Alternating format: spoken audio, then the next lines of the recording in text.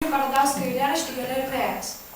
Tarp kitko, aš pamiršau pasakyti, kad galbūt jūsų tarp yra tokių, kurie mėginate dainuojamą poeziją, ta prasme, pagal, nebūtinai pagal savo tekstus, gal pagal kažkokių tai poetų tekstus, tai sausio 14 dieną, atrodo, 14 bus, turbūt jums Žemaitija pasakys, bus skaitovų konkursas ir tuo pačiu dainuojamosios poezijos, kadangi ten...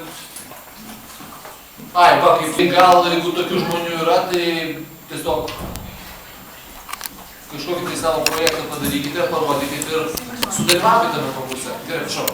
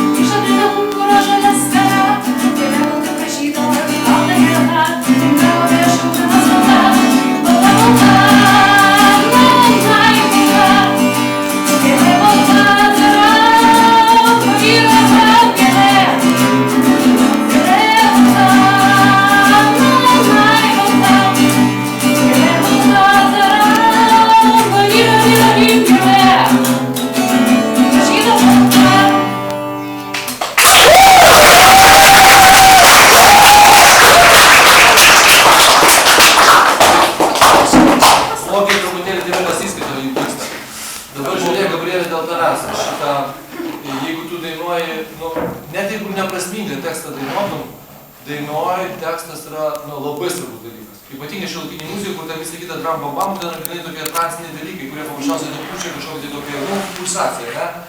Teksto nesigirdėjo. Tai reiškia, tu turi pasirinkti tokį tempą, kad tekstas išryškėtų.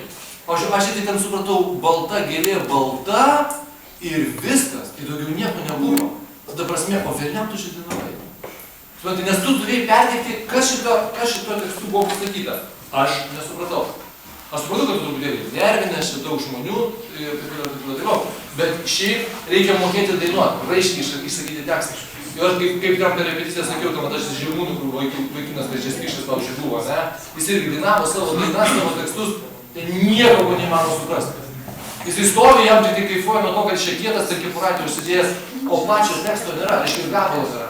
Tai atkreip dėmesį tai. Tu galėjai išdainuoti, vos net dvigubai lėčiau, bet kad tekstas būtų aiškus ir žinau, čia pramuštų visus juodai. O dabar tu tik tai kaip toks dabar tokiam greitai groji, tai melodija yra kažkas yra, o prasmės nėra. Tai reikia pagalvoti.